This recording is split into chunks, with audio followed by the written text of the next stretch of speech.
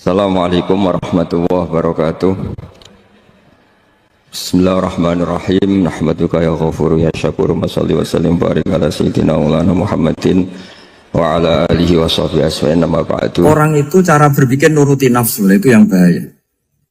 Makanya Quran kritik ara'aita man ittakhadha ilahahu hawa. Orang yang cara berpikir itu nuruti hawa nafsu. Kalau zaman Nabi, zaman sahabat, zaman ulama, itu enggak seperti itu. Sehingga cara berpikir itu mudah.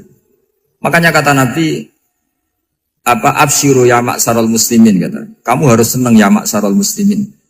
Allah sekarang buka pintu langit yang sebelumnya enggak pernah dibuka. Dan Allah yubahi bikum malaikata. Dan Allah membanggakan kamu kepada para malaikat. Kenapa? Umatnya Muhammad, umatnya Rasulullah Muhammad SAW, itu kalau sampean kepengen mati setiap saat itu baik, itu resepnya gampang kata Nabi. Addu faridotan wantadzoru ukhra. Jadi Allah memberitahu, ya Muhammad, umatmu ini luar biasa. Jadi misalnya tadi kita sholat subuh, ditanya, Bahak kamu sekarang ngapain? Nunggu sholat duhur ya. Setelah sholat duhur ditanya lagi nunggu apa asar.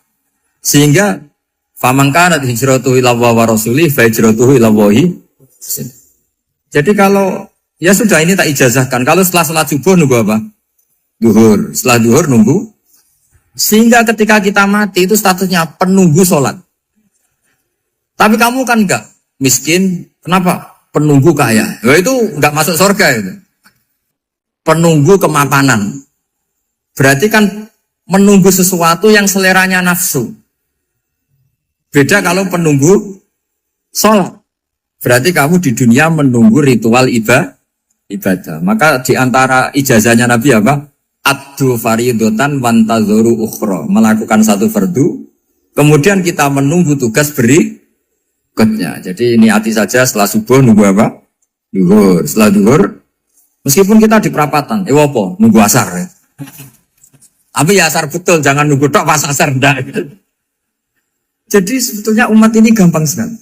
Jadi di antara kebanggaan Allah, yubahi itu Allah bangga dengan malaikatnya adalah umat ini adalah addu faridotan wantadzoru ukhra. Melakukan satu fardu, kemudian menunggu fardu yang lain.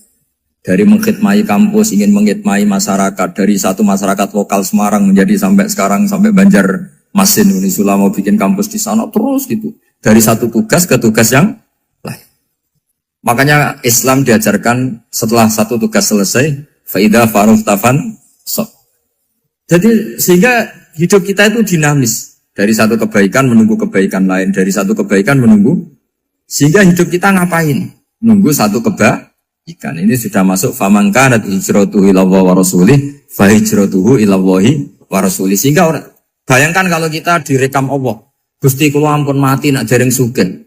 Wis melarat puluhan tahun. Sakit, nunggu sesuatu sing sifatnya nafsu, kok pengen sugih tok aja cukup. Tahu buruh nobong sing tahu ngenyek dekne lho, itu kan urung-urung wis dendam. Saya belum mau mati sebelum kaya dan buruhkan orang yang pernah melecehkan saya. Wis ngono akhirnya mati urung sugih. Berarti wis fakir matine hasud. Mau itu ngenes dunia akhirat kan kira-kira seperti itu. Kamu santai aja kalau fakir berarti meringankan hisab karena ada banyak harta. Yang mau dihisab papanya, tidak punya apa-apa. Jadi saya mohon sekali ya, Islam itu mengawal kebahagiaan. Sebab itu sampai bahagia itu menjadi perintah Islam pun bifadlillah wa birahmati fa bidzalika falyafrahu. Karena dengan bahagia bitaat diharapkan orang Islam itu tidak bahagia atau cari kesenangan lewat jalur maksiat. Sehingga ciri utama wali apa? Ala inna awliya Allahi la khaufun alaihim walahum yahzanun. Sehingga ulama dulu itu rileks-rileksnya. Termasuk yang saya ceritakan tadi, Imam Ahmad, Imam Syafi'i, itu melihat apa saja rileks. Ya tadi kalau disenangi orang ya barokah, punya kawan kebaikan. Nak dineng ya barokah dineng di gedingi tonggo rada utang, ngeranjuk tulo gitu. Jadi rileks saja. Masyhur itu Imam Syafi'i ngendikan waman asaa ilaika faqat atlakoka.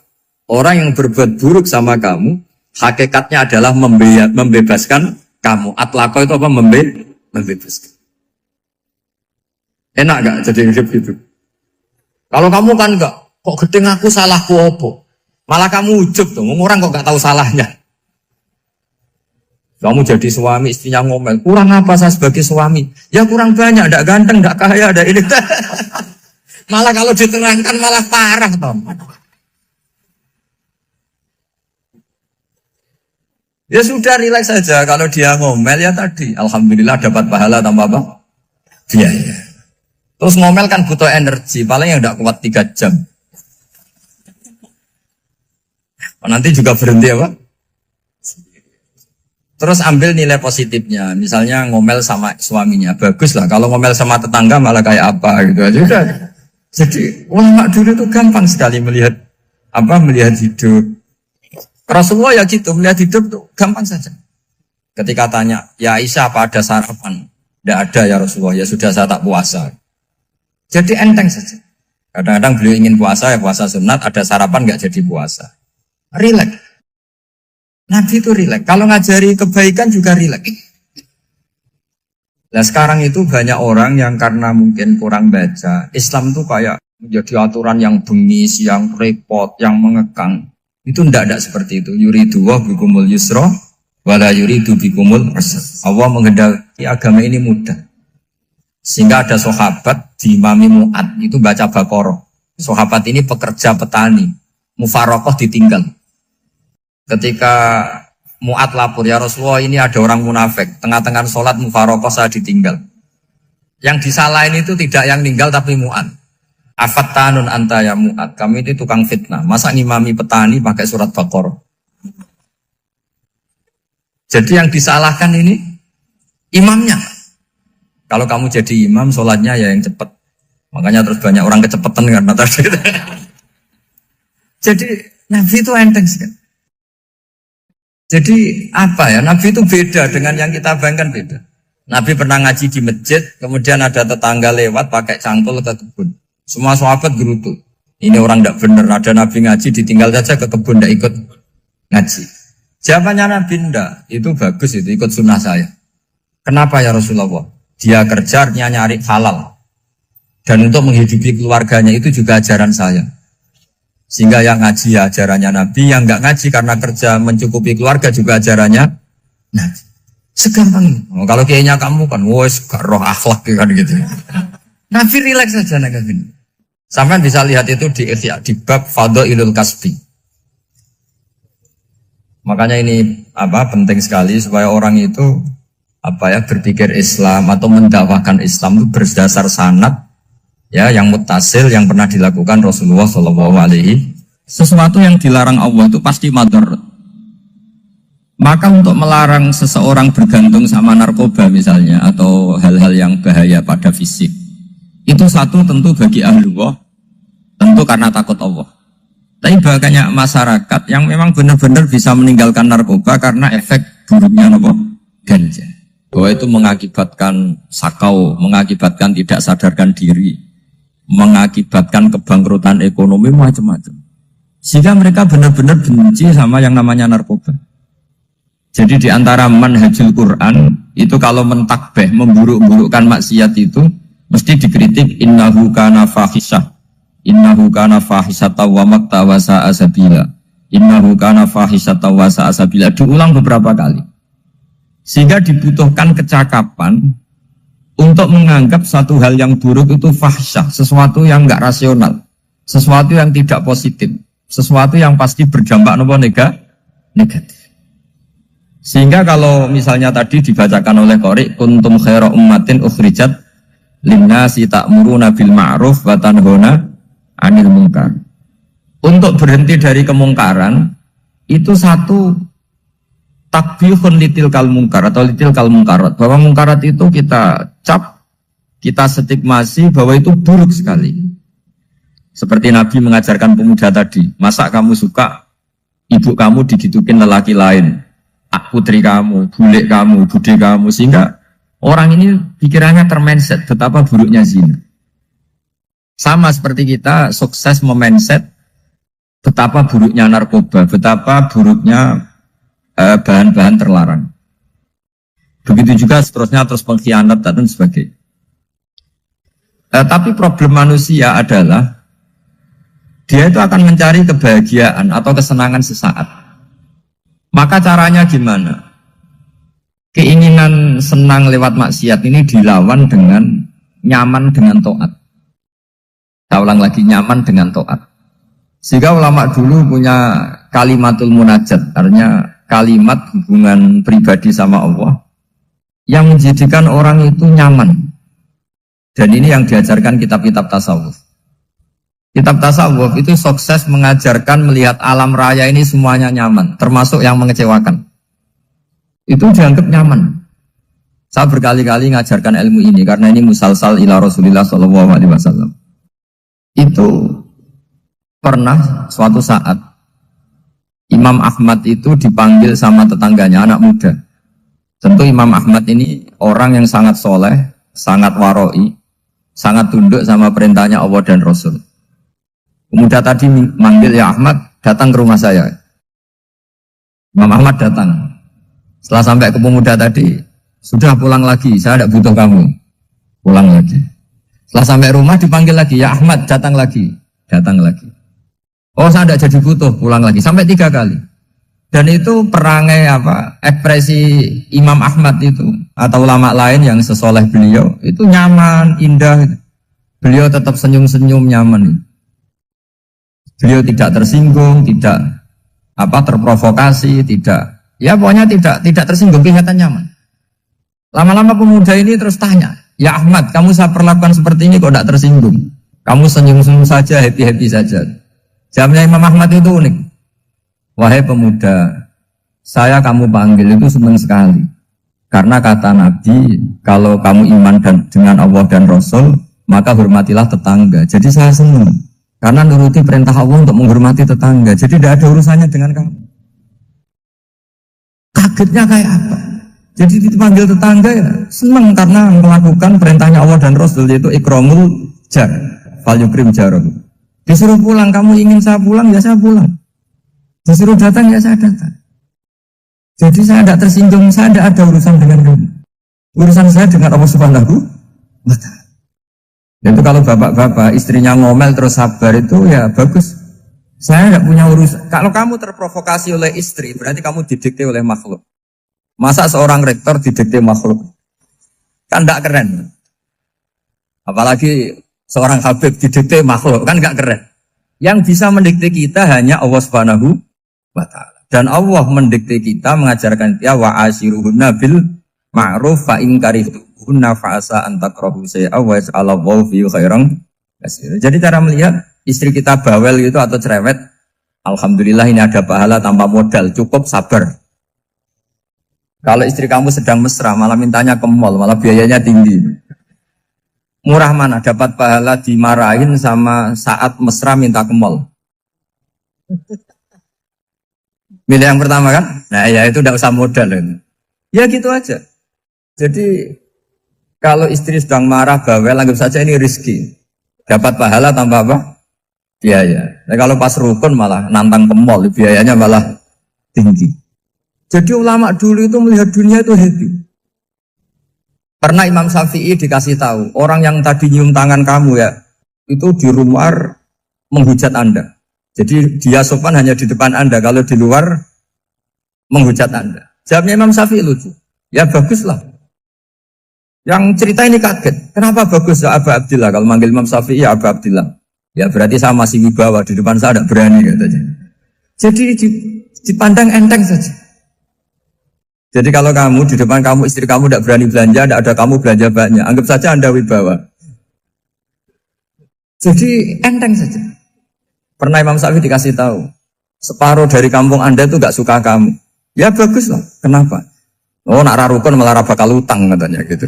Kira-kira yang utang itu yang rukun apa yang neng-nengan? Yang rukun. Jadi enteng saja. Masyhur itu makalahnya Imam Syafi'i. Waman asa'a ilaika faqad atlaqaka. Orang yang berbuat buruk sama kamu berarti membebaskan kamu. Kalau saya sedang nenengan sama Habib Hasan Toha Putra, beliau naik Alphard nggak nawarin saya sah karena baru nenengan. Tapi kalau sedang rukun malah harus repot mana? Rukun sama tidak rukun? Repot rukun sebetulnya. Jadi Imam Syafi'i itu happy saja. Kalau sedang rukun sama tetangga ya dianggap rukun itu satu kenikmatan. Sedang nggak rukun ya dianggap satu kenikmatan. Jadi orang dulu itu serilek itu melihat dunia. Kalau kita kan enggak, ego. Wah saya ini suami kok dimarahin istri. Wah ini egonya bangkit. Padahal egonya bangkit itu ada kebodohan di situ. Yaitu seorang rektor didikte seorang istri, seorang makhluk. Apalagi kalau Anda daftar wali itu tidak akan jadi wali. Ini wali kok tunduk sama makhluk. Karena didikte apa? Makhluk. Maka Imam Ahmad ketika tetangganya bully gitu ya santai saja, beliau happy. Ketika pemuda tadi eskal janggal, kenapa kamu gak tersinggung ya Ahmad? Memangnya saya harus tersinggung gimana? Kan tak panggil tidak jadi, tak panggil tidak jadi. Hei pemuda, saya ini tidak punya urusan dengan kamu. Saya nuruti kamu karena perintahnya. Saya senang melakukan perintah Allah, harus berbaik sama kamu. Sampai 3 kali. Ajarkan Muhammad atau katakan Muhammad pada umatmu. Sebaiknya atau seharusnya mereka hanya gembira dengan melihat fadlnya Allah dan rahmatnya Allah. Ini harus kita pahami mulai dari konstruksi yang paling pokok, yaitu akidah. 2 ahwal. Ahwal itu 1 perilaku sosial. 3 mutammimat, sesuatu yang tidak pokok, tapi kita butuhkan dalam mengawal hidup ini. Saya beri contoh, itu sampai maksiat, itu karena cari kesenangan. Misalnya baru penat itu, ingin seneng, ada orang yang macam-macam lah, ingin melihat maksiat, apa itu pornografi, apa nyabu, apa macam-macam. Itu sebetulnya agama punya konsep yang luar biasa, yaitu seharusnya seseorang itu gembira. Gembira dengan ketaatan. Lalu pertanyaannya caranya gembira gimana? Gembira itu mudah. Jadi misalnya kamu sujud sama Allah Subhanahu wa taala. Terus cara berpikir begini. Ini sekaligus ijazah. Cara berpikir begini. Ya Allah, ini kata Sayyidina Ali, kafani izzan an akuna laka abdan wa kafani fakhran an takuna li rabban. Ya Allah, betapa sialnya saya, andaikan saya jadi budak dari makhluk yang sama. Misalnya sampean itu seorang kiai atau rektor atau doktor atau orang terpelajar, kemudian kamu jadi budak atau hamba dari makhluk yang setara. Betapa hinanya saya. Maka kata Sayyidina Ali, ya Allah saya ini cukup bahagia, cukup bangga, karena jadi budak, jadi hamba dari zat yang super atau yang maha super, yaitu Allah Subhanahu wa ta'ala. Sehingga ada kebahagiaan yang luar biasa karena menjadi hambanya Allah Subhanahu wa ta'ala. Setelah bangga dengan jadi hambanya Allah, maka kita akan malu. Malu misalnya kok saya bahagia itu nunggu melihat pornografi, melihat maksiat. Itu terus menjadi malu. Kenapa saya bisa didikte oleh hal-hal seremeh itu? Ya, kita malu karena didikte oleh hal-hal yang seremeh itu. Karena kita didikte oleh nafsu. Jadi, izzatun nafsi, satu harga diri seseorang itu harus dihidupkan untuk hanya tunduk kepada Allah Subhanahu wa ta'ala. Sehingga Nabi itu melatih satu logika tarkul ma'asi. Nabi itu dulu ketika ada seorang pemuda yang ya karena mungkin pemuda ya, dia itu mau masuk Islam, tapi uniknya kata pemuda tadi, saya masuk Islam tapi asal dibolehkan bebas zina. Jadi ini agak sableng gitu. Jadi mau masuk Islam syaratnya dibolehkan apa? Zina atau free sex gitu. Karena orangnya agak hiper. Itu Nabi tidak langsung mengancam dengan neraka enggak. Ketika mau pamit gitu semua sahabat melarang.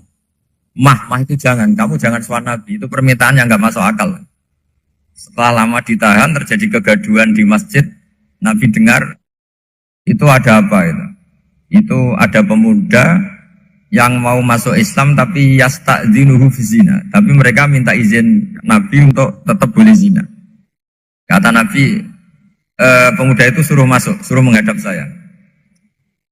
Ketika menghadap Nabi, saya ulang lagi ketika menghadap Nabi, Nabi mengajarinya itu luar biasa. Nabi tidak langsung mengancam dengan neraka atau dengan azab tunda. Tapi kata Nabi, atuhibbuhu li ummik. Kamu suka kalau ibu kamu itu jadi demenannya orang banyak. Oh enggak ya Nabi, yang demen ibu saya tak bacok kan. Karena ini ya agak preman, di mana-mana orang nakal agak preman. Terus atuhibbuhu li bintik. Kamu suka kalau putri kamu ya digitukan orang-orang. Oh ya enggak Nabi, yang gitukan putri saya tak bacok. Atuhibbuhu li kholatik. Kamu suka kalau bule kamu digitukan. Atuhibbuhu li ammatik. Kamu suka kalau saudara bapak kamu digitukan. Nabi itu mengeset ya. Cara sekarang itu cuci otak mungkin. Nabi itu meluruskan otaknya anak muda itu. Betapa buruknya zina. Cara bahasa Arab ditakbih. Betapa buruknya zina. Kamu suka kalau korbannya ibu kamu, putri kamu, bude kamu, bule kamu. Sehingga orang itu matur ya hasbuka ya Rasulullah, ini sudah cukup. Saya tidak pernah melihat sesuatu seburuk zina. Jadi fa'al qawwa fi qalbihi bughda zina. Kemudian Allah meletakkan di hatinya, menanamkan benci zina. Sehingga akhirnya pemuda tadi menjadi iffah, menjadi menghindari zina. Artinya begini ya, ini mungkin yang lolos dari para kita sebagai dai, kita tidak belajar banyak tarbiyahnya Rasulullah Shallallahu Alaihi Wasallam. Jadi kalau kita benci maksiat, itu jangan hanya ditahdzir, ditakutkan neraka itu enggak. Jangan hanya itu. Tapi di logika. Jadi kalau kita menghindari maksiat, itu selain karena takut azab, itu ada logika. Ada rangkaian pikiran yang menjadikan kita anti satu perbuatan apa maksiat. Jadi misalnya gini ya, kira-kira ginilah kalau contoh gampang itu. Ada orang gitu ya, nyanyi dengan pakaian yang mungkin pornografi gitu. Mungkin pemuda-pemuda ingin melihat itu, tapi bisa diobati gini. Kok enak dekne mergawe kok tak bayar ya, aku kehilangan duit. Meskipun dengan logika yang agak serampangan, yang penting menjadi kita ini punya harga diri untuk tidak tergantung hal-hal seperti itu. Sehingga Nabi itu cara menggambarkan tadi mulai atuhibbuhu li ummik, kalau ibu kamu jadi demenannya orang lain. Pemuda tadi bilang yang demen ibu saya mau saya bunuh. Ditambah lagi atuhibbuhu li bintik. Bagaimana kalau korbannya putri kamu, bule kamu, bude kamu. Sehingga terus si pemuda tadi betapa buruknya zina. Betapa murahnya zina. Akhirnya pemuda tadi al-qawwa fi qalbi bughda zina. Terus kemudian pemuda tadi itu sangat membenci dengan apa? Berzina. Nah, pikiran-pikiran seperti ini harus kita tanamkan. Harus kita tanamkan supaya orang itu benci melakukan maksiat. Karena satu memang takut suhtullah, takut dibendu Allah atau dibenci Allah. Dua memang logika kita mengarahkan tidak maksiat. Saya beri contoh ya betapa pentingnya mindset ya, cara berpikir. Orang itu menjadi kikir itu karena nganggap hidup itu lama dan uang itu penting. Kalau zaman Nabi itu sederhana kalau melihat hidup. Pernah suatu saat Nabi itu punya jatah makan karena Nabi itu hidupnya juga pas-pasan. Jadi Nabi itu unik. Beliau di satu sisi kaya raya, bisa ngurmat Abu Hurairah, Ammar, Suhaib. Ashabu Sufa itu dirawat Nabi semua. Itu kan kaya, bisa merawat sekian orang. Tapi di sisi yang lain untuk pribadinya beliau miskin. Kadang nggak bisa makan hari itu. Tapi di saat yang sama bisa merawat Ahlus Sufa. Jadi keliru kalau orang hanya cerita Nabi itu miskin, untuk makan dirinya aja susah.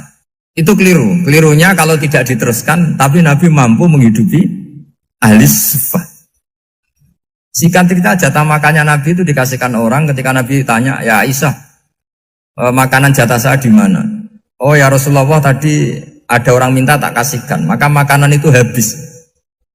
Apa kata Nabi? Kamu salah Aisyah. Yang kamu kasihkan itu justru yang masih. Ya yang kamu kasihkan itu justru yang masih. Sehingga Nabi menganggap, makanya Nabi terus ngendikan. Ya kalau mukhatabnya lelaki ya kira-kira begini. Wahallaka min malika illa ma akalta fa'afnaita walabista fa'ablaita. Terus tanya, watasoddaqta fa'abqaita, kata Nabi.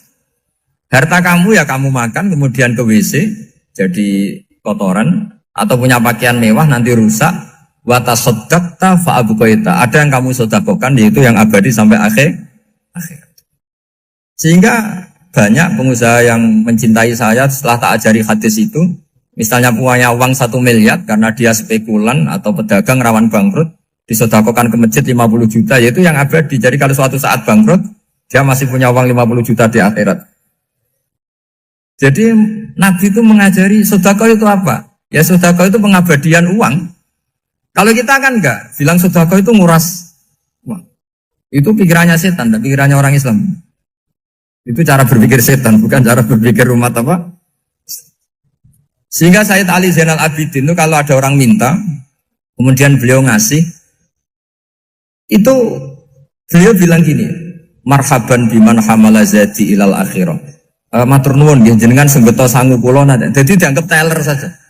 Orang yang minta uang beliau itu dianggap tukang nyatet bank ini. Karena sudah ditabungkan. Ya sudah. Kalau kita kan enggak, wah pengemis tuh ganggu gini-gini. Kecuali pengemis profesi ya mungkin kita agak-agak enak. Pada zaman akhir itu ada pengemis apa? Profesi. Jadi repot teman. Terus tak beri contoh lagi kebahagiaan ketika kita milih Islam moderat. Islam kita diajarkan guru-guru kita, utamanya oleh guru kita Mbah Maimun. Saya juga sering ketemu beberapa ulama dunia, termasuk Habib Umar. Saya juga ikut sowan ke sini pas beliau sama Habib ini Hasan Toha Putra di sini sama orang-orang moderat. Itu cara berpikir juga luar biasa indah. Beliau pernah cerita ya, beberapa ulama lah, banyak yang cerita itu. Saya pernah diceritani seorang alim ketika ada orang ekstremis itu mau ngebom di tempat maksiat. Kebetulan yang maksiat itu kebanyakan ya orang Islam. Karena di negara yang mayoritas Islam. Ditanya sama Syekh Sa'rawi. Syekh Sa'rawi itu mufassir top di mana? Mesir. Ini mau tak habisin karena mereka orang Islam kok maksiat terus. Terus ditanya sama Imam Sa'rawi. Laumatu ala khini ma'asihim aina masiruhum.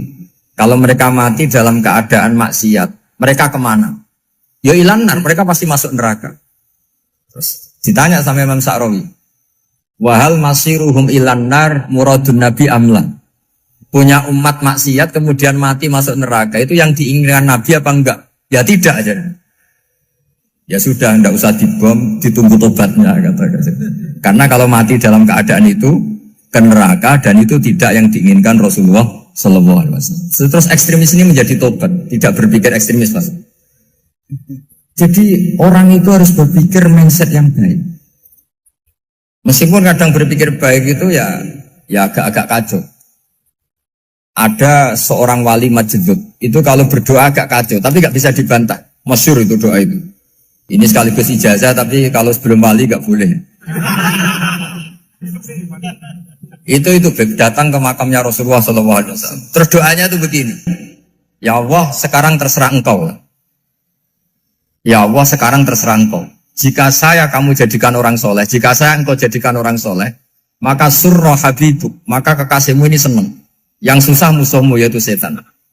Tapi kalau engkau menjadikan saya orang fasik, maka yang susah kekasihmu, yang senang musuhmu. Jangan punya dua pilihan itu. Wah itu kan doa tapi kayak teror itu. Ya jadi berdoa di Raudhah. Wah itu mesti mandi itu karena agak-agak maksa Tuhan itu. Ya Allah, engkau punya dua pilihan. Jika saya jadi orang soleh, maka kekasihmu ini senang. Musuhmu yang susah yaitu setan. Tapi jika saya jadi orang fasik, maka musuhmu yang senang, kekasihmu yang susah. Mohon terserah jenengan, mau menyenangkan kekasihmu, apa menyenangkan musuhmu gitu. Kira-kira gimana? Kalau tertarik boleh doa itu dipraktekkan. Tapi kayaknya kalau copy paste itu gak keren, apa? Jadi dulu orang itu muamalah sama Allah dan Rasul itu rileks. Rileks itu nyaman karena ya tadi kul bi fadlillah wa bi rahmati fa bidzalika falyafrah. Sehingga Imam Izzuddin bin Abdissalam itu ngendikan innalladzina yarmunal muhsanatil ghafilat. Di antara kebaikannya ibu-ibu atau mbak-mbak ini harus berstatus ghafilat. Perempuan-perempuan pelupa. Ghafilat itu pelupa. pelupa dari kenikmatan maksiat sehingga mereka dengan taat. Misalnya ada ibu-ibu atau mbak-mbak atau juga bapak-bapak tahajud, kemudian nyaman dengan tahajud itu. Kira-kira terbersit enggak ingin maksiat? Enggak kan, karena sudah nyaman dengan tahajud, dengan taat. Maka dibutuhkan kenyamanan dalam beribadah. Sebab itu ala bidzikrillahi tatmainnul qulub. Makanya saya termasuk kiai yang setiap ngaji itu happy, seneng. Karena ini untuk kampanye, seneng dengan ngaji, dengan taat itu sudah luar biasa. Kayak apa kalau mereka senengnya kalau nunggu melakukan maksiat. Jadi termasuk bentuk perlawanan kita terhadap maksiat adalah usahakan kamu itu bahagia, seneng dengan taat. Istiqnas billah, mu'anasah billah, farah billah, itmi'nan tumaknina billah. Sehingga ini mencukupkan kita tidak berkebutuhan maksiat. Meskipun kita ya manusia, pasti suatu saat atau sudah pernah maksiat. Serasa diceritakan lah, itu mesti gitu. Lah orang-orang dulu itu orang yang sukses mengelola bahagia ma'allah wa billah walillah. Jika wali-wali dulu itu jadi wali itu tidak mesti karena ibadahnya banyak, itu enggak. Mereka orang yang ibadahnya itu biasa. Biasa-biasa sekali. Ulama-ulama dulu ibadahnya biasa sekali. Tapi qulubuhum ma'allah, hatinya itu ma'allah. Itu ada seorang wali itu jadi wali, Umar bin Abdul Aziz yang dikenal khamisul khulafa. Khamisul khulafa. Di luar khulafa ar-rasyidin 4, di antara yang soleh adalah siapa? Umar bin Abdul Aziz. Itu ketika mau meninggal, itu senangnya bukan main. Itu semuanya nangis, beliau senang. Terus tanya, kenapa kamu senang? Memangnya saya kalau mati itu kemana aja? Ila khairi madhubin ilah, ke zat terbaik. Dibang urip mbek kowe bulet atau mbek arhamur rahimin ya. Yaitu Allah Subhanahu. Jalaluddin Ar-Rumi ketika mau meninggal itu muridnya nangis semua, beliau marah. Kamu harusnya pesta karena saya mau ketemu kekasih saya, malah kamu tangisi, goblok sekali kamu katanya. Jadi orang-orang dulu itu luar biasa. Karena tadi mereka tidak ingin ketemu Allah itu dianggap problem. Harus sesuatu yang membahagiakan. Makanya wali-wali itu kalau berdoa begini. Wa khairu ayyami yauman alqa kafih, dan jadikan hari terbaikku adalah hari ketika saya ketemu engkau ya. Pernah dengar doa itu? Wa khairu ayyami yauman alqa kafih, dan hari terbaikku adalah hari saat ketemu engkau. Aman kan enggak? Sampai mati ku wedi. Saya tidak tahu wedi dosa apa wedi Israel apa wedi malaikat siapa? Mungkar nakir. Sebenarnya tidak perlu seperti itu. Karena cara pandang Nabi itu ini bisa dipraktekkan. Kalau kamu orang baik, mati artinya apa? Ya baik. Karena husnul khotimah. Kalau kamu orang yang buruk, itu kata Nabi, anggap saja mati itu akhir dari keburukan kamu. Nah, aku urip terus, malah maksiat terus. Maka Nabi itu kalau ngajari kita berdoa gini, Allahumma maj'alil hayata ziyadatan li fi kulli khairin wal mauta rohatan li min kulli syarri. Ya Allah, kalau saya hidup, ya anggap saja ziyadah fi kulli khairin, berpotensi nambahi kebaikan. Kalau saya mati, anggap saja ini akhir dari segala keburukan. Maka saya berkali-kali, banyak tradisi ulama-ulama NU, ulama-ulama pesantren, ya ada hanya NU, pokoknya ulama-ulama alim. Itu kalau ada orang mati, orang nakal gitu mati, ini saya gitu. Itu hadirin mesti gak terima. Wapi nanti wong wakal. Tapi dipaksa sama kiainya, saya gitu. Lama-lama dipaksa. Saya gitu. Padahal ngatine kiai, wis ra iso maksiat meneh, wis saya gitu. Karena dengan mati berarti saya sudah tidak bisa maksiat lagi. Jadi Nabi melihat hidup dan mati itu segampang itu. Kalau al-hayata ziyadatan li fi kulli khairin wal mauta rohatan li min kulli syarr. Coba kita ke depan itu kan ada potensi zina, potensi korupsi, potensi maksiat. Yang bisa menghentikan potensi itu apa coba?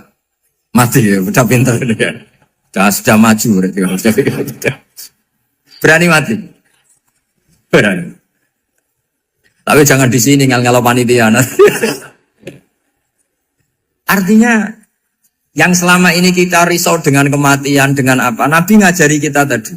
Allahumma mas'alil hayata ziyadatan li fi kulli khairin wal mauta rohatan li min kulli syarr. Ya Allah, jadikan hidup ini sebagai bekal menambah kebaikan, dan suatu saat kalau saya mati, semoga itu akhir dari segala keburukan.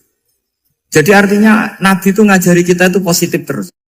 Sama seperti ulamanya tadi. Nak lagi rukun mbek tonggo ya sanggep ae kanca keapian. Nak nenengan ben ra utang tenan. Dadi pokoknya penak terus itu. Nak bojo lagi ngamuk alhamdulillah gak ngajak blonjo. Nak pas rukun ya alhamdulillah kok lagi rukun. Jadi gampang semua. Makanya ada seorang alim itu ngendikan begini, ada yang tanya. Saya tuh dulu ketika kaya, teman saya sering main ke saya. Setelah saya miskin gak ada teman-teman yang ke saya. Dikira si Habib ini kebetulan orangnya Habib itu mendukung keluhan dia, ternyata enggak. Si orang alim itu bilang gini, malah bagus toh gitu. Kowe wis melarat buruhe wong. Ya sudah kamu miskin buruhnya orang lain. Misalnya tukang manol di pasar atau tukang becak. Kemudian teman-teman kamu datang, malah kamu malu tuh jadi tontonan. Bagus kalau mereka lupa, pas kamu miskin tidak ada yang lihat katanya. Jadi apa ya, dianggap enteng saja gitu. Akhirnya orang ini nggak jadi ngeluh.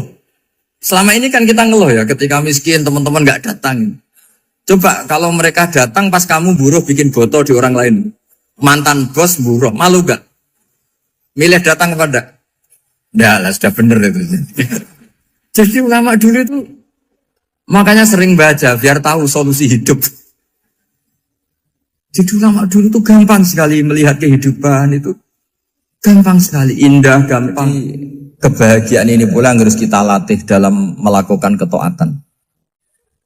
Tapi memang obsesi saya terbesar atau cita-cita saya terbesar memang setiap ngaji saya ingin orang mukmin semuanya itu bahagia. Dengan bahagia itu mereka tidak neko-neko ingin mencari kebahagiaan lewat jalur apa maksiat. Sehingga dalam konstitusi ulama yang ditulis di kitab-kitab usul fikih, dan itu kitab yang saya kaji, selalu saya kaji, itu membela-bela sesuatu yang mubah itu sampai luar biasa.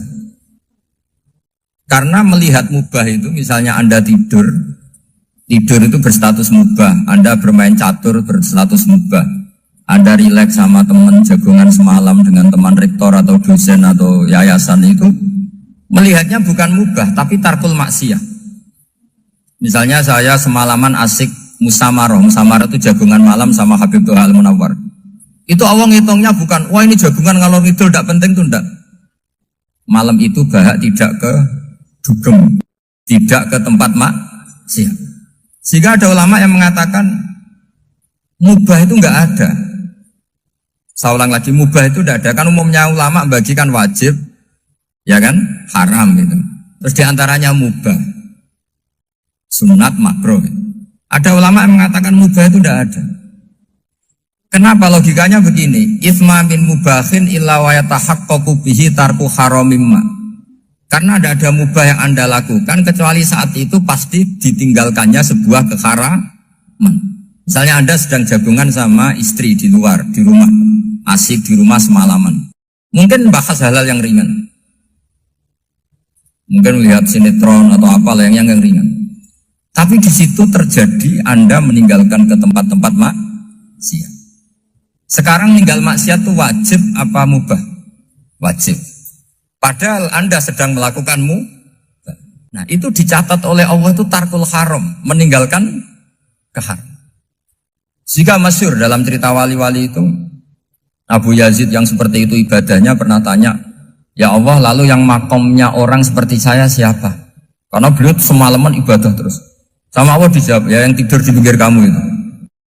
Abu Yazid, lu kok bisa ya Allah? Dia kan tidur terus.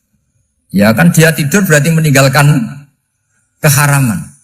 Ngomong sing potongan tukang maksiat itu apik turu apik melek kira-kira. Apik turu. Timbang sama nak melek pola wis turu ae kira-kira gitu. Jadi enggak usah dipaksa tahajud, dipaksa qiyamul lail itu. Iya kalau qiyamul lail. Kalau dapat informasi, kesini ikut saya, terus katut kan repot. Jadi perlawanan terhadap maksiat itu sebetulnya gampang dalam Islam karena tadi nggak ada sesuatu yang mubah kecuali saat dilakukan berakibat meninggalkan keharaman. Mudah sekali. Jika banyak orang jadi wali itu karena melakukan mubah. Itu ada orang jadi wali itu karena sering makan. Ya makan-makan biasa itu. Karena ketika makan, ya Allah, betapa doifnya saya. Katanya saya presiden, katanya saya rektor, saya kiai. Ternyata kalau nggak makan tuh lemes. Apa hebatnya makhluk yang bergantung makhluk yang lain, yaitu makanan. Nah karena seperti itu terus dia al-laja ilallah, terus dia sungkeman ning Allah. Betapa lemahnya saya. Sebab itu ketika Quran mengkritik dan dengan tanda kutip kemungkinan Tuhannya Isa bin Maryam, itu ngeritiknya sederhana Quran itu. Mal masih ibnu Maryam illar rasul qad khalas min qablihir rusul wa ummuhu siddiqah kana yaqulanit ta'am. Isa itu tidak Tuhan, wong dia makan. Kamu kebayang nggak misalnya punya Tuhan, wah tadi Tuhan mampir ke rumah saya, dia lemes. Setelah tak kasih makan sehat lagi gitu. Itu kan nggak kebayang. Tapi Tuhan marung di rumah saya, lemes tak gratisin, kayaknya tidak punya uang gitu. Setelah makan, wah gairah lagi. Kebayang nggak punya Tuhan seperti itu. Sehingga Quran kalau gojlok sederhana, karena yakulanit toa. Sehingga wali-wali itu kalau makan itu sadar lemahnya dirinya, betapa dirinya tergantung makanan. Sesuatu yang tergantung itu artinya tidak hebat, tidak Tuhan. Jadi untuk menjadi wali, untuk menjadi dapat ridhonya Allah itu sebenarnya sederhana. Termasuk ada cara jadi wali yang agak kacau, tapi ini ya benar, asal niatnya benar. Misalnya Unisula besar, ya kurang besar lagi. Kita sudah punya uang, kurang banyak uang lagi. Itu Nabi Ayub, itu kan seorang nabi. Pernah diuji, oh ini ada di Sahih Bukhari. Nanti kamu tanya, hadisnya Sahih enggak? Ini ada di Sahih Bukhari. Kadang orang kota itu aneh, enggak ahli hadis tapi tanya, Sahih enggak? Padahal andekan dibodohi Sahih, ya ngandel saja. Jadi kadang ya aneh. Oh enggak tahu kok tanya. Itu Nabi Ayub itu sudah kaya, pas itu sudah kaya. Bukan cerita yang masih miskin, memang sudah kaya. Beliau di kamar dihinggapin satu belalang dari emas. Setelah belalang itu dikejar, ternyata yang jenis itu banyak, semuanya dari emas. Ngambil sana sini, ini yang kesak ini dipenuhin, saku ini dipenuhin, sampai banyak. Sama Allah digojlok, kamu itu nabi saya. Kenapa kamu mengumpulkan harta sebanyak itu? Kamu itu nabi saya kok rakus? Jawabannya, ya Allah, siapa yang bisa kenyang dari rahmatmu? Gitu. Ya, jadi kalau kamu punya uang 1 miliar, kok ingin 1 miliar 100, ingin 1 miliar 200, itu cara ngitung bukan uang. Ya Allah, siapa yang bisa kenyang dari rahmatmu? Karena rahmat Allah tidak terbatas, sudah Gusti tenang saja. Meskipun saya gini, rahmat Anda tidak akan habis. Sehingga waroi ada ilmunya, tomak juga ada ilmunya, termasuk rakus itu juga ada ilmunya. Misalnya begini, ini contoh rakus yang ada ilmunya begini. Ini saya beri contoh. Mungkin yang boleh niru orang-orang soleh, kalau nggak soleh jangan. Imam Syafi'i ini cerita nyata. Imam Syafi'i itu dulu ketika ngaji masih muda itu nggak suka sama guru yang kaya. Kebetulan dia punya guru miskin terus. Namanya Sufyan As-Tsauri, itu miskinnya Masya Allah. Sufyan bin Uyainah juga miskin. Jadi dia miskin, punya guru miskin terus. Sehingga idolanya ya sama guru-guru yang miskin. Suatu saat guru-guru ini menyarankan dia ngaji Imam Malik. Imam Malik itu kaya raya. Itu babutnya Imam Malik, kalau diinjek itu mata kakinya tidak kelihatan, saking halusnya. Kalah, Indonesia lah kalah. Imam Malik itu gaya. Kalau ngaji di kursi tinggi terus pakai bukhur itu, pakai jubah Arab yang mahal. Pokoknya mewah kali Imam Malik. Terus dia mulai ini kiai kok kaya. Kemudian setelah beliau alim tanya, saya harus ngaji siapa setelah ilmu jenengan habis kira-kira gitu. Kata Imam Malik, sudah kamu tidak usah perlu ngaji saya, kamu sudah alim alama.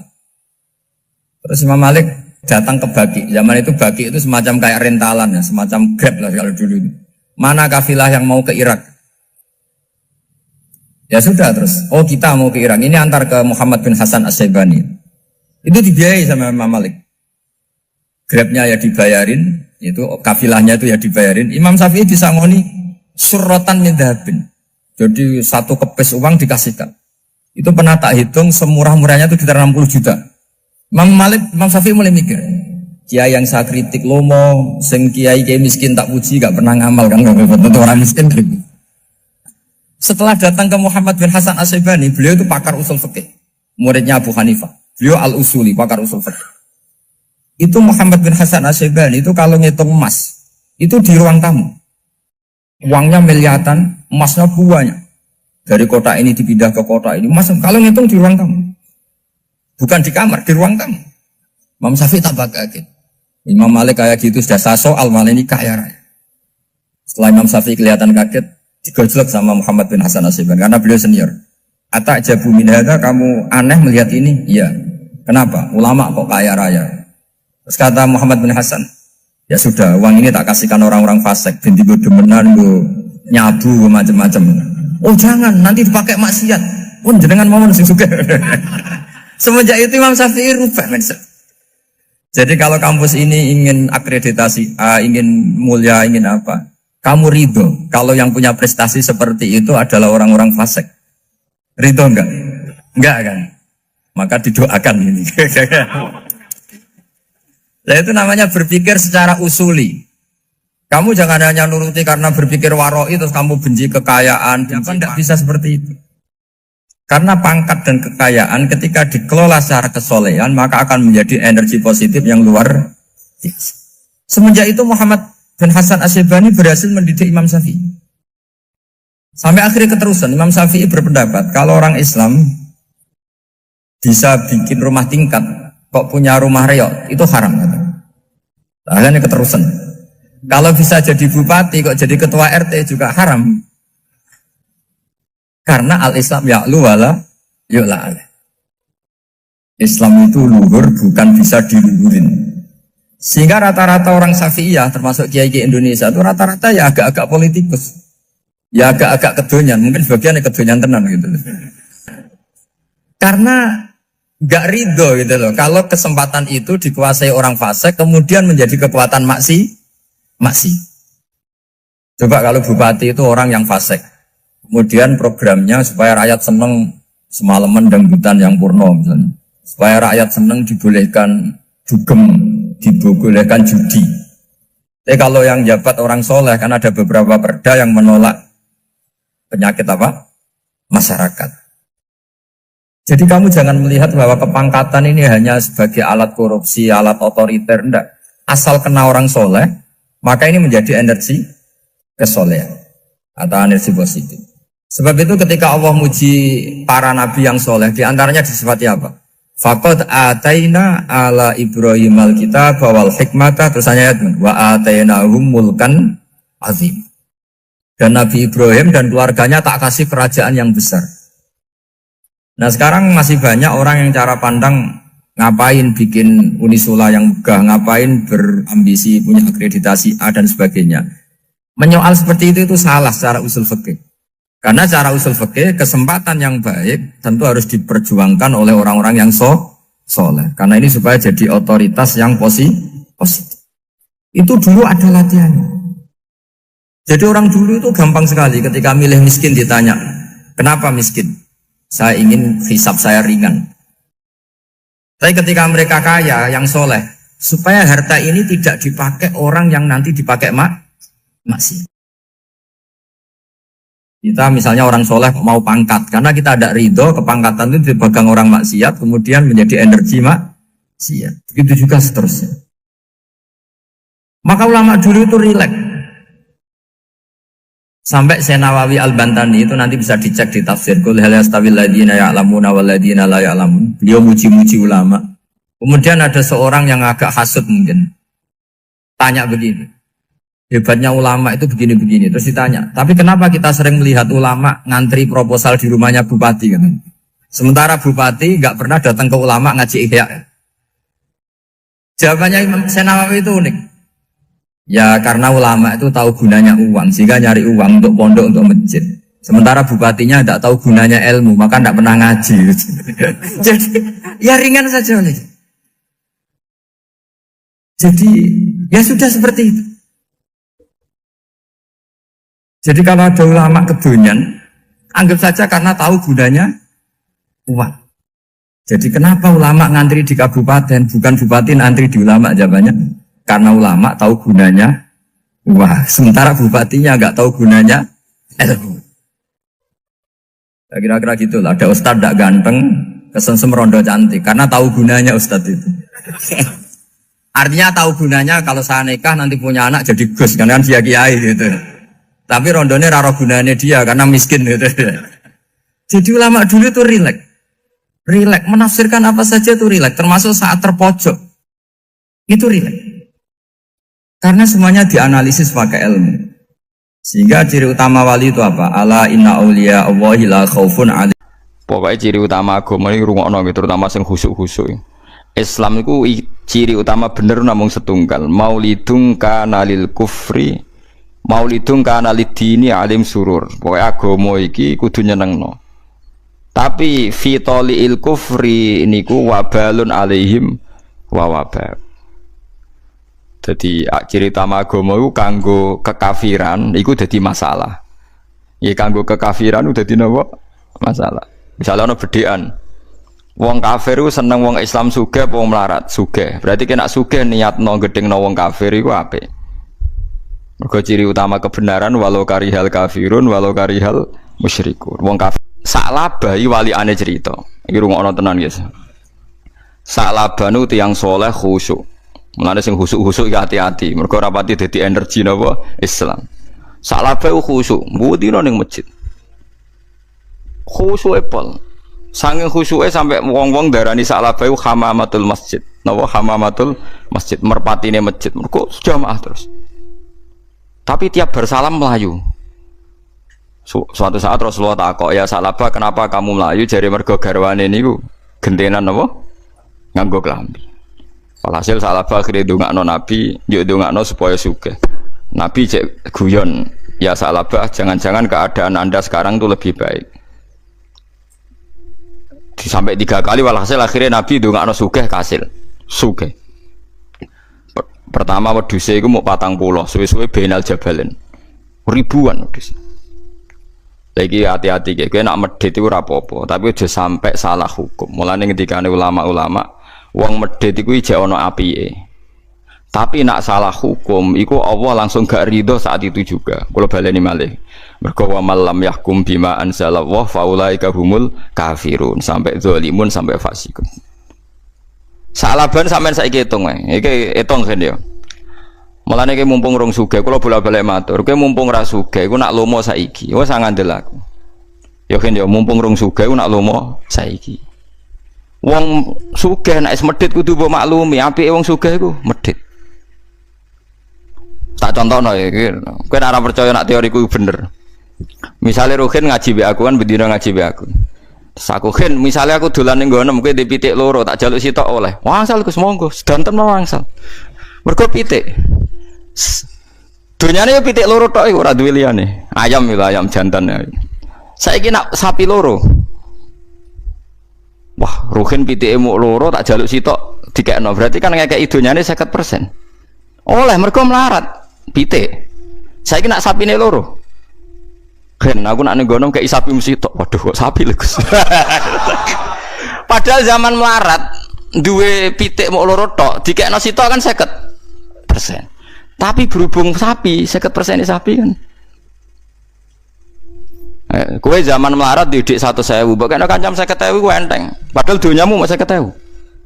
Berarti kan kowe sedekah ning kancam 50%. Saiki nak dhuwitmu 20 juta.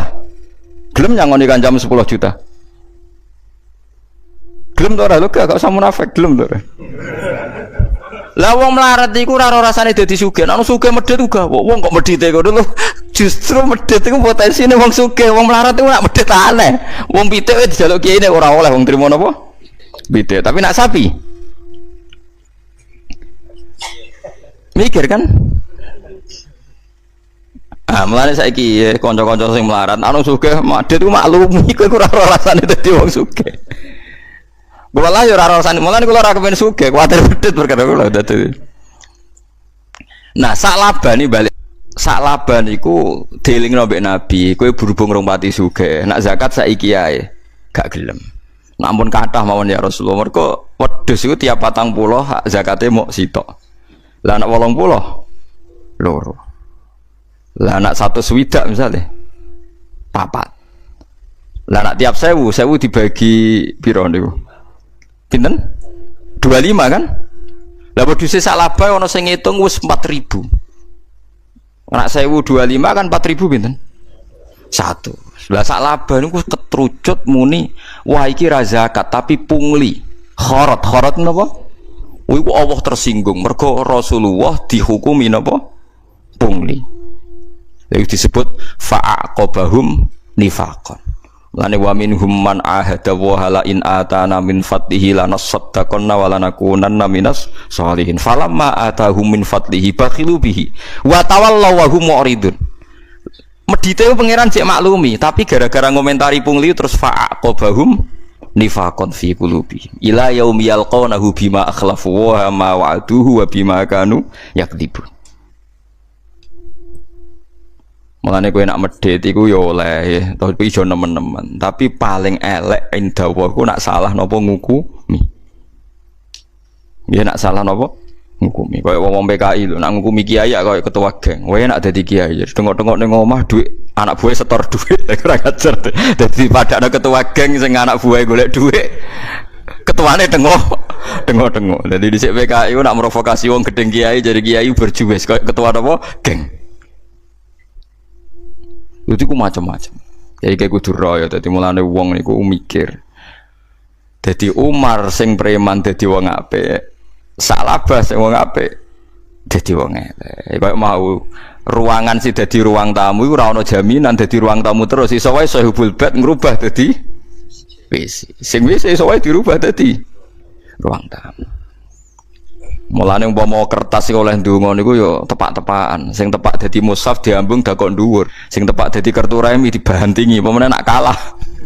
Padahal padha-padha sangka napa? Kertas. Wis padha ora ro. Lah mulane wong kon ndonga ya muqallibal qulub sabit qalbi ala dini. Kita ora tau rasul ben di posisine Allah piye ra roh. Kula wis padha-padha ra. Mulane wong tambah ngalim tambah wedi pangeran. Ya PD pas mulang tok, mulang kan nerangno fadilah pangeran, nerangno napa nggih, keutamaane pangeran, nerangno awake dhewe. Ben wis.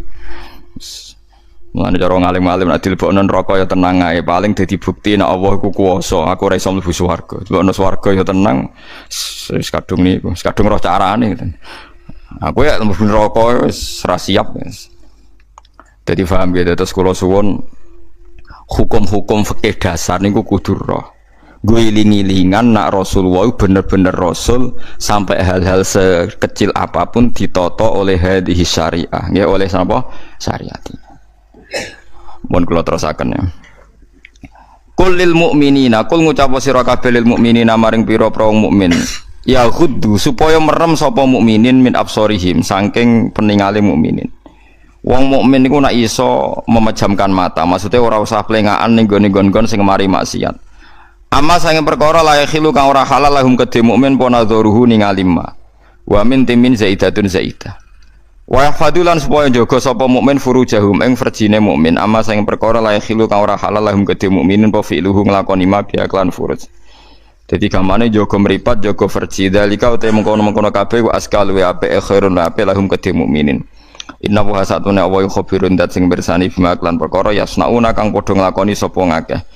Bil absori klan pira-pira peninggal wal furuji lan klan pira-pira farji fa ijazi moko mal sapa wa ing kabeh alaihi ing atase ma yasnaun wa qulan ucap sira lil mukminati maring pira-pira mukmin yakhtuna supaya merem sapa mukminat min absorihinna sange peninggalane mukminat amma sing perkara la khilu kang ora halal lahuna kedhe mukminat apa nadharu ningali ma wa yafatna lan jaga sapa mukminat furujahuna ing farjine mukminat amma sing perkara la khilu kang ora halal lahuna kedhe mukminat apa fi'luhu nglakoni ma biya kelawan furus.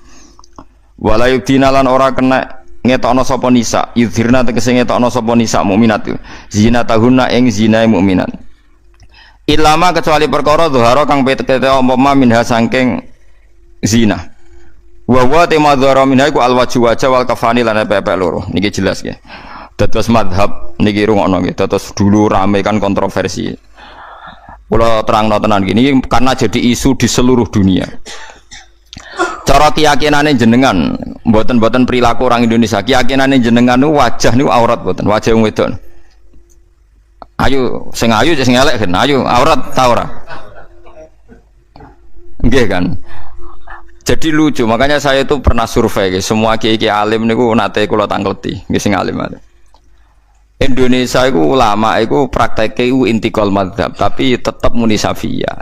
Nah cara madzhab Syafi'i wajahe wong wedok iku aurat kharijah salat. Dadi wong wedok nak salat iku wajahe gak aurat, tapi di luar salat aurat. Sehingga seharusnya semua kiai Indonesia ya cadaran mergo madzhab napa? Syafi'i. Tapi prakteknya semua ulama Indonesia itu madzhabnya Hanafi. Jadi bojone, putri-putrine, santrine udah biasa jilbaban biasa wajahnya ketok. Lah niku nganggo madzhab Hanafi yang diikuti oleh ahwalnya ulama seluruh dunia, termasuk Imam Suyuti nafsiri ilama dhuhara minha wa huwa al-wajhu wal kafan. Apa wa huwa al-wajhu wal kafan. Fa yajuzu nadharuhu li ajnabiyyin illam yakhaf fitnatan fi ahadi wajhin. Sehingga untuk wajah dan kafain ini siapapun boleh melihat asal tidak takut nopo fitnah. Tapi selama ini orang-orang tuh salah mikir. Nak kulon alhamdulillah mboten salah. Fitnah itu cara ngomong kan delok wong ayu rawan fitnah terus eling ra iso turu. Takono rugen apa ngono gue paham nggih. Nak cara kula fitnah iku loro-lorone. Gini iku sing darane fitnah mari dosa kowe delok wong ayu rawan syahwat, delok wong elek rawan ngenyek. Sadar wong kukulan wong kok kukule kok elek ngono.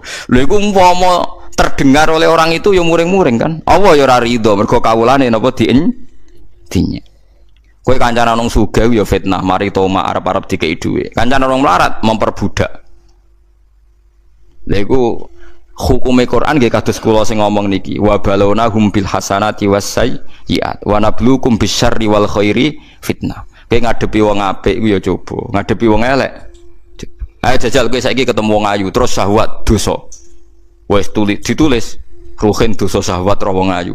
Bareng ro wong elek kriting elek untune metu. Wong kok elek kok nganti ngono. Iku apa ya ora rido. Dan selama ini orang ngira coba nak ndelok wong ayu.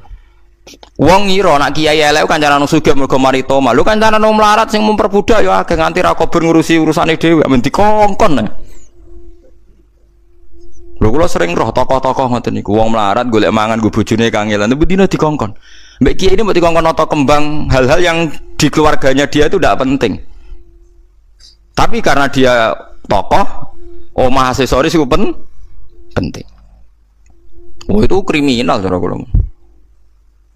Jadi kowe kancanan wong sugih rawan tomak, nak wong melarat rawan apa memperbudak. Kancanan wong ayu rawan syahwat, wong elek rawan ngenyek. Padahal padha elek. Lah yo ngenyek yo elek, syahwat yo elek. Mulane kula kancanan sapa wae terserah pangeran. Kuwi wong sugih yo gelem, wong melarat yo gelem. Wis wong sak uni-unine pokoke sementing ra melok-melok ngatur kula anggere ndonga mbek pangeran. Gusti takdir kenal wong ayu gelem, wong elek gelem, tapi jenengan sing ngatur kula ra melok-melok pokoke kula ndonga pokoke kula. Lha iku manusa. Ya manusa wis ngoten niku. Nah, berarti kiai Indonesia itu prakteknya intikal mazhab dari napa? Hanafi. Tapi nak cara mazhab teng Timur Tengah kados teng Arab Saudi, teng pundi niku, teng Iran niku pancen cadaran. Dan itu disepakati. Tapi setan itu tetap pinter. Kalau sering diceritani polisi-polisi Arab Saudi ini. Iku nak wong nakal-nakal, iku lanang wedok iku cadaran. Ya nganggo cadar. Terus numpak mobil bareng padahal lanang wedok. Waduh, jadi polisi Arab Saudi mulai mikir jangan-jangan apik ala Indonesia Pak. Gara-gara terbuka sing lanang ketara, sing wedok ketara. Dadi nek apik pacaran kan. Malah rugen apik praktekno. Dadi nek apik pacaran iku sing lanang yo nganggo cadar, sing wedok terus mlebu bareng. Kan dikira sama-sama perempuan. Ya ora ora ning jero to sewa apa walhasil iku sering nipu polisi. Jadi jangan kira cadaran itu solusi, ora mesti nak trewong nakal yo entuk wae solusi. Wis cerita kulon polisi Arab. Dadi ya ora ketara kan padha brukute. Lah polisi pengen kena aturan malah tajasasu. Ya wis akhire. Dadi padha wae nek niat elek iku ya sono wae carane. Wong nek elek iku ya elek ya ono wae carane. Repot amun ngoten ku repot. Semulane wong apik wis at-taqwa hauna apik ning ati. Dadi nek cara kula nggih Jangan sampai kita ngukumi liyane iki. Pokoke umpama rukhsah dalam madhab niku tetep sing boten aurat namung wajah kalian epek-epek. Soal keluarga Anda belum melakukan sepenuhnya, aku yakini itu adat Indonesia, tapi ojo pernah ngatasnamano hukum nopo Islam. Karena ada juga tiang-tiang sekuler Indonesia yang berpendapat rambut itu tidak aurat. Jadi akhirnya terus mengatakan nggak perlu nopo jilbab. Pernah dengar toh sebagian pakar Indonesia kan menganggap rambut itu boten nopo? Boten aurat. Akhirnya membolehkan ndak jilbaban. Nah cara kula itu berlebihan karena dalam konsensus ulama dulu itu yang diperkhilafkan tuh hanya wajah dengan nopo? Al-kafan, GPP. Kalau sampai rambut itu tidak ada satupun ulama yang membolehkan. Loh soal sekarang terjadi di Indonesia begitu ya biarkan saja. Nggih inilah kadang seneng nggih ini rugen barang niku paham nggih. Tapi aja ngukumi oleh lho seneng mbek ngukumi oleh benten hukum nggih hukum. Seneng nggih seneng urusan nafsu. Misalnya Kiai Ruhin takoki seneng di wong wedok buru ora mesti jawab ora dekne. Tapi nak takoki hukume piye apik ya apik sing brukut. Tapi seneng di ya seneng sing ora ya repot to. Lho hukum ambek seneng ku benten. Cara kula.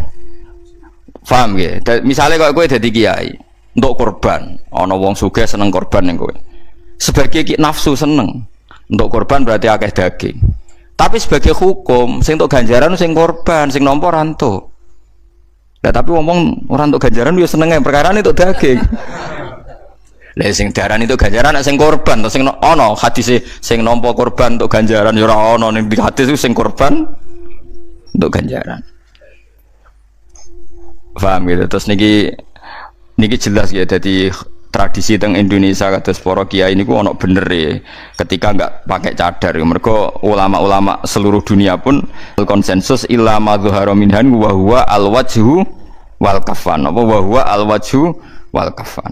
Fa yajuzu moko wenang apa nadharuhu ningali ma dzahara minha li ajnabiyin kedhe wong lanang liya. Ilam yakhaf lamun ora kuwatir sapa ahad fitnatane fitnah fi ahadi wajhine ing dalem salsine wajah lu. Wasani te kausani yahrumu iku haram apa nazar di anahu kron sak temne wajah madzinatul fitnati atau madzinatul fitnati nggon pernyangkaan terjadine fitnah warujiha lan den tarjih apa kaul hasman krana nutup lil babi maring pintu fitnah. Tapi wonten pendapat sing darani wajahlah aurat mulane kudu ditutupi ya. Tapi wow nek ditutupi kabeh mbok wong nakal-nakal teng Arab Saudi diakali lanang wedoke nganggo napa cadar terus lunga bareng-bareng wong 6 jebule 3 pasangan lah ya repot to. Aduh mata anak wong nek wong nakal wis repot. Wal yadribna lan becik ngrudungna sapa wong bi khumurihina kelawan jilbabe wong wedok kabeh ala jiyubihina ing atase gulu-gulune wong wedok. Yasturna tegese nutupi sapa nisa ruusa ing pira-pira kepala wal anaka lan pira-pira gulu wasudura lan pira-pira dada bil makoni iklan pira-pira jilbab. Dadi nak jilbaban niku ukurane standar ideal niku sirah gulu dodo ketutupan. Ya tapi saiki ono jilbab gaul waduh mata ana wong nyoro saka ulama. Saiki misale jilbabane ya ono jilbab napa? Gaul. Dadi sing ditutupi mau endas wis mudas tok. Sa repot. Sementing aja kaya wong India. Wong India aku malah parah meneh. Wonge jilbaban tapi udele ora tutupan. Malah dadi elek-elek hukum India. Wong karuan kudukan kok malah ngisore napa blo brother piye ulama iki asal usule iso dadi ngono parah ini dia parah lah. Islam Indonesia iku kok India kiai India rafati fanatik aurat Indonesia ketularan pun walau dina lan ora kena ngetokno sapa nisa zina tahunna ing pepae nisa il khafiyata tegese pepae sing samar wa ya ta zina iku ma perkara ada kang liyane apa ma al wajah ing wajah wal kafaina pepe loro ila libu latina kecuali maring sing lanang utai buul jamu ba'lin jamae ba'lun maknane zaujin tegese bojo wong wedok ora oleh ngetokno pakaiane kecuali ning sing lanang awa abaina utawa bapake cah wedok mau awa abai ibu latina utawa mertuane. Eling-eling ini sing mahrame wong wedok mergo sebab nggih bapake ndekne utawa mertuane. Di kula terangno nggih masalah mahram iki rungokno kene ya. Kula dhe anak wedok. Nggih, kula misale kula rabi meneh. Kula kan ndek bojo. Kula ndek bojo. Bimujarradil akdi sekedar akad muni qabil tu nikahaha niku mertua kula niku mun dadi mahram bil musyaharah nggih bi mujarradil akdi. Lah cawe wedok nggih sami bi mujarradil akdi bapak ibu kula wis dadi mahrame bojo kula. Paham nggih? Tapi nak anak tiri misalnya Ruhin rabi rondo, rondone duwe anak. Ya kan ya rabi rondo, rondone duwe anak. Anak tiri iki haram dikawin utawa dadi mahram total ngenteni ibuke diduh. Iku disebut apa waroba ibu kumulati fi hujurikum min nisaikum allati dakhaltum bihin. Fa illam takunu dakhaltum bihinna fala junaha alaikum. Kula baleni malih nggih. Ana wong lanang rabi rondo di anak sita. Dadi mahrame permanen niku ngenteni diduhur. Paham ya? Tapi nak ibuke nganten lanang utawa nganten wedok bimujarradil akdi wis dadi mahram. Dan abadi, engko wis dibegat lah tetep mahram. Tapi nak mahrame IP niku mau hurmatul jam'i. Makane nak bojo mati kowe oleh nguduni utawa ngunggahi asal gelem lho ya tentu banget tapi oleh. Paham ya? Paham ya? Lha iku mulane teng mriki mahram termasuk au abaihinna au abai buu latihinna. Bapake bojo ora mahram bin nasab kan jenenge mahram bil musyaharah disebut faja'alahu nasabau wasihra. Pun iki. Au abnaihinna utawa anake cawe wedok mau. Au abnai buu latinna utawa anake bojone. Paham ya? Anake napa? Bojone au ikhwanihinna utawa dulure au bani ikhwanihinna utawa anake dulure berarti ponakan au bani akhwatina anake dulure wedok berarti ponakan au nisaihinna utawa sejenis wong wedok au ma malakat au ma utawa perkara malakat kan miliki apa amainuna apa kekuasaane utawa amat lah keman amat to budak fa juzu mongko menang lahum kedhe wong kabeh apa nadzurhu ningali kabeh ilama kecuali perkara binasrati antarane udel warubati lan dengkul. Fa yahrumu mongko haram pona dzuruhu ningali ma bena surra waruba illa li ghairil azwat kecuali bojo. Dadi bojo niku paling bebas aurat tengene bab fikih. Wa kharajalan kejaba binisa inna kelawan nisa inna sapa al kafirat pira-pira wadon kafir. Fala juzu mongko ora wenang lil muslimati kedhe pira-pira Islam. Apa al kasfu apa buka lahunna keduwe kafirat. Wa samilanan mengko apa ma perkara malakat emanuhunna mengko ala bidah ing pira-pira budak. Awit tabiina utawa wong anut kabeh utawa pembantu kabeh fi fuduli ta'ami ing dalam panganan sing luweh. Tapi ghairi ul irbati kang ora duweni syahwat. Bil jarri kelancer sifatun wan nasbu lan kan nasab istisnaun dadi istisna ulil irba ay ashajati tegese sing adine hajat ilan nisa. Maring pira-pira wedok minar rijal saking pira-pira lanang. Bi alam yang tasir gambare arep yen ora syahwat podha karo kulen podha kare saben-saben wong suci awit tifli utawa cah cilik. Kulo niku jek menangi nggih, gek cilik kulo niku periode teng Arab. Niku nak sing dadi saroti, dadi polisi niku tiang-tiang sing dikebiri. Di kulo tesih maca khazanah-khazanah kuno sing dadi polisi teng Arab niku wong lanang-lanang sing napa dikebiri sing gak disahwat. Saniki mboten. Wis ra karo-karuan saniki.